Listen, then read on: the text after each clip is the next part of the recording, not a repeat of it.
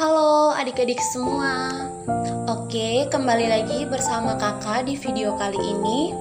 Jadi video kali ini kita akan membahas tentang manajemen emosi anak usia SMP.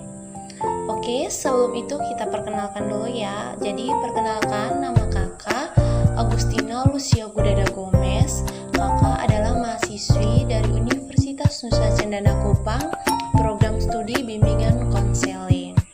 Jadi seperti topik materi yang telah kakak sampaikan di sini, alasan kakak mengambil materi ini karena memang kakak melihat untuk adik-adik usia SMP itu mungkin belum terlalu memanajemen emosi dengan baik ya. Jadi oke, kita lanjut. Apa sih itu emosi? Oke, jadi di sini menurut Goleman pada tahun 1996, emosi adalah setiap kegiatan atau pergolakan pikiran, perasaan, nafsu, serta setiap keadaan mental yang hebat dan meluap-luap. Dan emosi juga cenderung mempengaruhi individu untuk bertindak. Itu menurut Sarwono juga. Kemudian menurut Wikipedia, emosi adalah perasaan intens yang ditunjukkan kepada seseorang, atau sesuatu emosi adalah reaksi terhadap seseorang atau kejadian. Emosi ini ditunjukkan ketika orang merasa senang mengenai sesuatu hal, atau marah kepada seseorang, ataupun takut terhadap sesuatu hal. Terus tadi sempat kakak bilang ya, kalian ini merupakan usia remaja. Apa sih itu masa remaja? Masa remaja merupakan sebuah periode dalam kehidupan manusia yang batasan usianya itu maupun peranannya tuh seringkali ya tidak terlalu jelas adik-adik. Jadi kemudian selain itu juga masa remaja itu merupakan masa transisi, atau biasa orang bilang tuh masa peralihan dari anak-anak ke masa dewasa, di mana saat-saat ketika anak tidak mau lagi diperlakukan sebagai anak-anak. Nah, misalnya adik-adik mereka, kalau seandainya orang tua terlalu manja, kan pasti adik-adik mereka merasa kayak kayaknya tidak cocok begitu. Tetapi dilihat dari pertumbuhan fisiknya, adik-adik mereka itu belum dapat dikatakan orang dewasa, dan pada masa ini juga adik mereka melalui masa pubertas, di mana pada masa ini emosi adik-adik mereka itu belum dikontrol dengan baik. Kemudian emosi itu punya macam-macam adik-adik. Jadi yang pertama tuh emosi positif. Jadi mungkin adik-adik mereka bilang, kalau emosi tuh mungkin cuma marah, tapi tidak adik-adik. Jadi di sini emosi itu ada dibedakan, ada dua, yaitu yang pertama emosi positif adalah emosi yang memberikan dampak menyenangkan dan menenangkan. Misalnya kayak adik mereka tenang, santai, rileks, gembira, lucu, haru. Jadi begitu adik-adik. Jadi ketika adik-adik mereka bahagia, itu merupakan salah satu bentuk kayak bentuk implementasi dari emosi itu sendiri. Maksudnya bentuk peluapan dari emosi itu sendiri. Nah, selain dari emosi positif, ada juga emosi negatif adik-adik.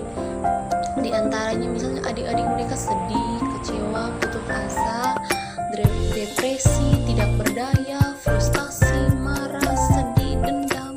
Itu merupakan emosi. Nah, selain dari emosi juga kita masuk pada aspek emosi.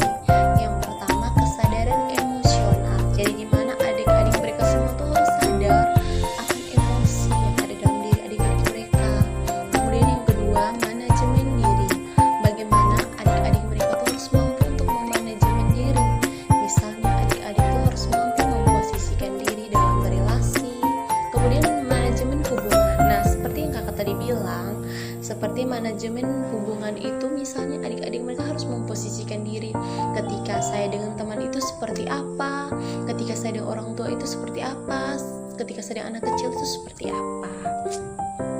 Kemudian bagaimana sih cara memanajemen emosi? Oke, di sini kita bahas cara mengatasi atau memanajemen emosi, yaitu yang pertama, menyadari dampak yang ditimbulkan. Jadi sebelum adik-adik mereka meluapkan emosi itu, adik-adik mereka harus memikirkan dampak apa sih yang timbul ketika kalau saya meluapkan emosi saya seperti ini. Kemudian yang kedua, bertujuan untuk mengendalikan bukan meredakan, yaitu dimana adik-adik mereka tuh harus mampu mengendalikan emosi. Kalau adik-adik mereka meredakan, maksudnya pada saat sewaktu tertentu itu mungkin emosi itu bisa timbul lagi. Kemudian yang ketiga, mengidentifikasi apa yang dirasakan. Maksudnya adik-adik mereka bisa mampu mengenal apa yang adik-adik mereka rasakan. Misalnya saya lagi bahagia begitu adik-adik. Jadi yang keempat, menarik nafas panjang.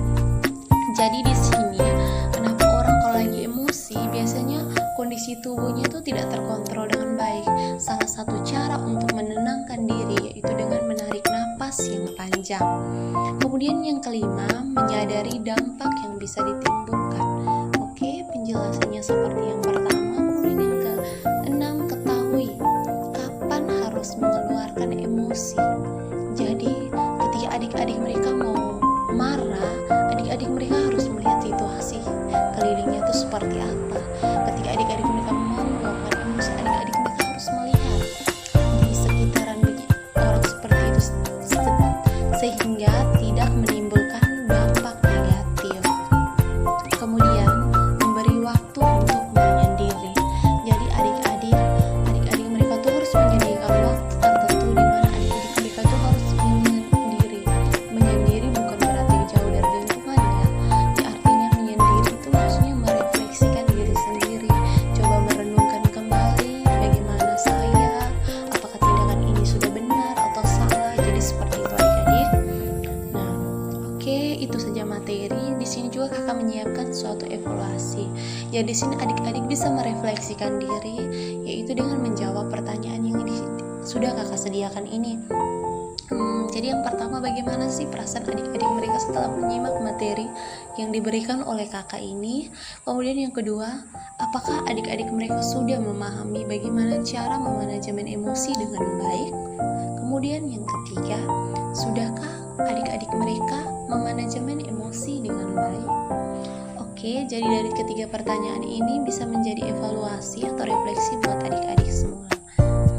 Oke, dan mungkin itu saja yang disampaikan. Sekian dan terima kasih. Apabila dalam penyampaian materi mungkin ada kata-kata yang menyinggung, kakak ucapkan mohon maaf dan ucapkan terima kasih. Semoga materi